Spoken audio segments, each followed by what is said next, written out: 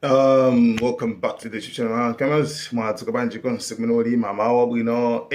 Abantu tsopano yafikana pa chimake. Yeah, so dzulo tinaona ndithu post ya Donald J. Trump, president wa ku America, amene amanena kuti pali kachilumba kakaenda katchula kuti timati Kark. Kachilumba kamene kumachokera ndithu 96% ya mafuta ochokera ku dziko la Iran. So kamene ndikuonera kuti tinakambanso kuti kapanga ndikuti palibe chabwino apo ndoti it's like akugwira ndithu nsempha wa moyo akugwira nsempha wa moyo. So anyway, Iran inachenjeza makamaka nkhani yokhuzana ndi malo amene wakuti kungoti malo amene wandithu apolisiwa ndikuti konse kukhala ndithu magazi mulipira mwazi and konse kusambisidwa magazi konse.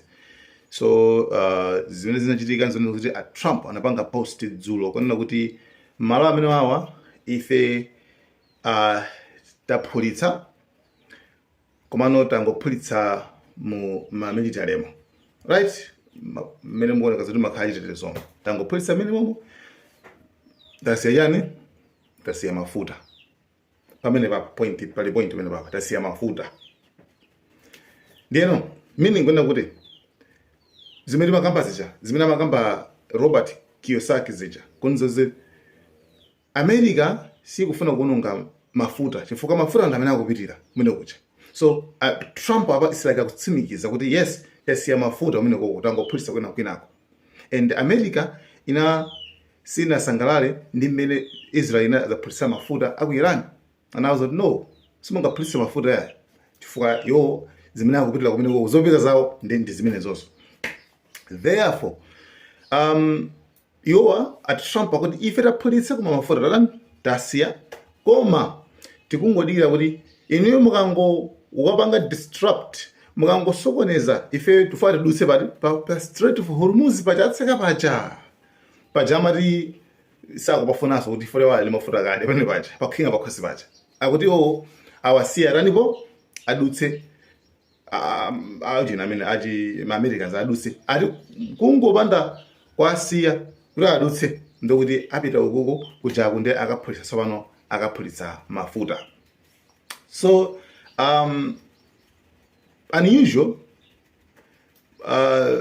zapeza zoti Iran sinapange confirm sinatsimikize za ataki ya kumeneko kuti kwapangidwa ataki nanga makachita chenjani. Iran sinakambi chilichonse yangokhala chete pankhani yokhuzana ndi kumeneko ukharikiko kumeneko, right? I mean, I don't know, mina kungopanga follow njira imene amayuza iwo. Iran sinapanga confirm kuvomereza kapena ukana yangokhala chete, right?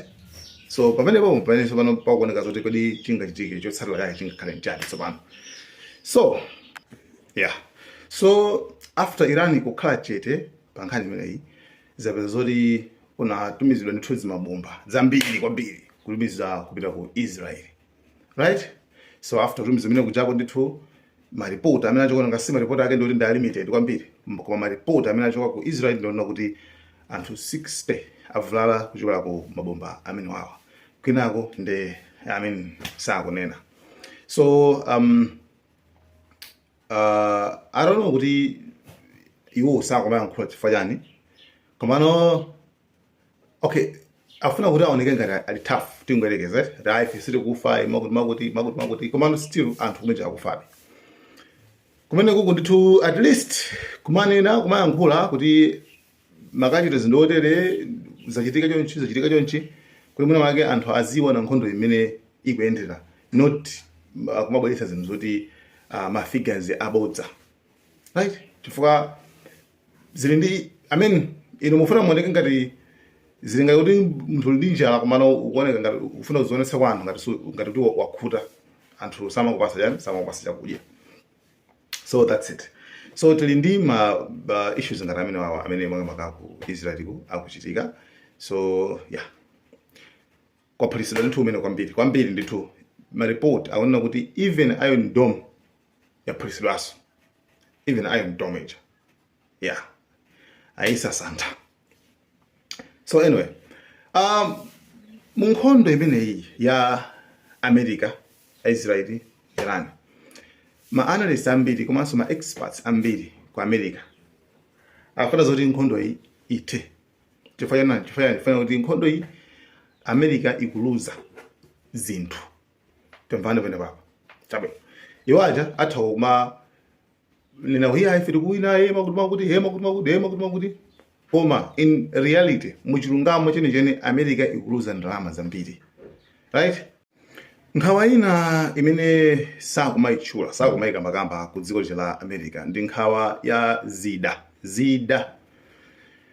Chifukwa kuti timvane pano kuti zida sizimapangidwa days.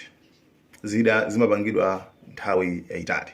So panopa how fast zida zawo zikuthamanga bwanji poyerekeza ndi kupangidwa kusaleko. Zida za Americans zikuthamanga kwambiri komanso they are more expensive. Ndizodula kwambiri. Tingoyerekeza nkhani kuza ndi Tomahawks. Tomahawks imatenga 4 million bomba limodzi.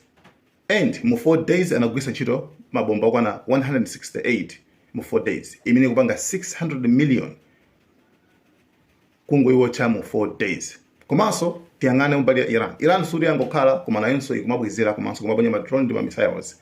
Zimene kuti ziwakhidweso pafunika ma defense system achi, ma Patriot amene ajawo bomba limodzi limopangasa 4 million kuti angowakha ka drone ka 30 kama $20,000. Zimene zikudandaulitsa kwambiri ma American experts.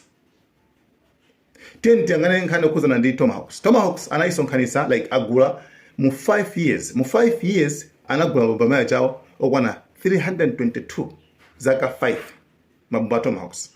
But most of them agwisidwa ntchito mu 2 weeks. Most of them agwisidwa ntchito mu 2 weeks.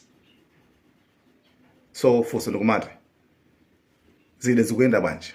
Chabo ntete yakana ku White House. Kwa ina Trump akuti ndizida zambiri mbiri zimene achoma kugwisa ntchito mpaka kale koma kuseri kwenikweni ngati kuboma kumafusa kunzoti koma ino mukugwisa ntchito zida zikuyenda bwanji. So nkhani ndimeneyo iwowa andima nkhawa makamaka akuboma kuti mwina mwake tikhala ndi chibwenzi kwambiri after kuti nkhondoyi yatenga ma billions ndalama basi kumano popanda achievement iliyonse. And so far pakali panopa America yagwiritsa ntchito mu nkhondo imeneyi ndalama zokwana 11 billion just in 2 weeks. 11 billion. Chifukwa zinthu zawo nzodula and akulimbana ndi zinthu tochipa. So guys, ngani ndimeneyo ndithu. Thank you so much, Malawi Cameras.